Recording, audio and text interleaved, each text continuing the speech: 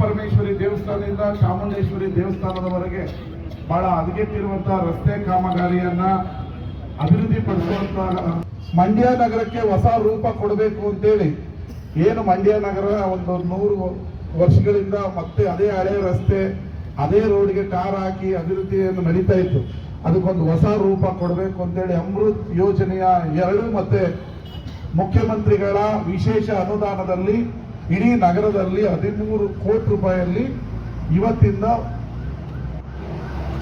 ಡಾಂಬರೀಕರಣ, ಒಳಚರಂಡಿ ವ್ಯವಸ್ಥೆ, ಆಯ್ದ ಸರ್ಕಲ್ಗಳನ್ನ ಹೈಟೆಕ್ ಆಗಿ ಅಭಿವೃದ್ಧಿ ಮಾಡುವಂತ ಕಾಮಗಾರಿಗೆ ನಾವು ಮತ್ತೆ ನಗರಸಭೆಯ ಎಲ್ಲ ಸದಸ್ಯರುಗಳು, ಅಧ್ಯಕ್ಷರುಗಳು ಚಾಲನೆಯನ್ನ ಕೊಟ್ಟಿದ್ದೀವಿ. ಇದು ಕೇವಲ 700 ಮೀಟರ್ಗೆ 3 ಕೋಟಿ ರೂಪಾಯಿಯನ್ನ ವ್ಯಯ ಮಾಡ್ತಾ ಇದೀವಿ.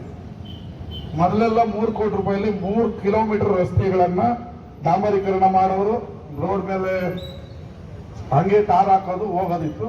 ಆದ್ರೆ ಇಡೀ ಮಂಡ್ಯ ನಗರದಲ್ಲಿ ಯಾರಾದ್ರೂ ಬಂದು ನೋಡಿದ್ರೆ ಅಭಿವೃದ್ಧಿ ಆಗಿದೆ, ಬದಲಾವಣೆ ಆಗಿದೆ ಅನ್ನೋದನ್ನ ತೋರಿಸ್ಬೇಕು ಅಂತೇಳಿ ಕೇವಲ 700 ಮೀಟರ್ಗೆ 3 ಕೋಟಿ ರೂಪಾಯಿಯನ್ನ ವ್ಯಯ ಮಾಡಿ ಈಗ ನಾವು ಇಲ್ಲಿ ನಿಂತಿರುವ ಸರ್ಕಲ್ ಅನ್ನ ಬಹಳ ಗುಣಮಟ್ಟದ ಸರ್ಕಲ್ನಾಗಿ ಪರಿವರ್ತನೆ ಮಾಡಿ ಒಂದು ಅತ್ಯುತ್ತಮವಾದ ವಿನ್ಯಾಸವನ್ನ ಗಳಿಸಿ ಈ ಸರ್ಕಲ್ ಅನ್ನ ಅಭಿವೃದ್ಧಿ ಮಾಡ್ತಾ ಇದೀವಿ.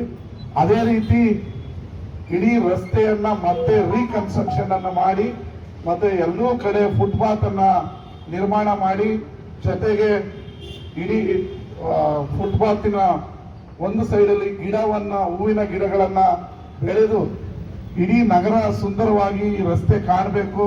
ಈ ರಸ್ತೆ ಇಡೀ ಜಿಲ್ಲೆಗೆ ಮಾದರಿ ಆಗ್ಬೇಕು. ಮತ್ತೆ ಹೊಸ ಲೈಟ್ಗಳನ್ನ, ವಿದ್ಯುತ್ ಕಂಬಗಳನ್ನ ಅಳವಡಿಸುವಂತ ಕಾಮಗಾರಿನ ಮುಂದಿನ 3 ತಿಂಗಳೊಳಗಡೆ ಮಾಡಿ ಇದೇ ನಗರಸಭಾ ಅಧ್ಯಕ್ಷರು, ಮಾಜಿ ಅಧ್ಯಕ್ಷರು, ಉಪಾಧ್ಯಕ್ಷರು ಎಲ್ಲರ ನೇತೃತ್ವದಲ್ಲಿ ಉದ್ಘಾಟನೆಯನ್ನು ಕೂಡ ಭರ್ಜರಿಯಾಗಿ ಮಾಡ್ತೀವಿ.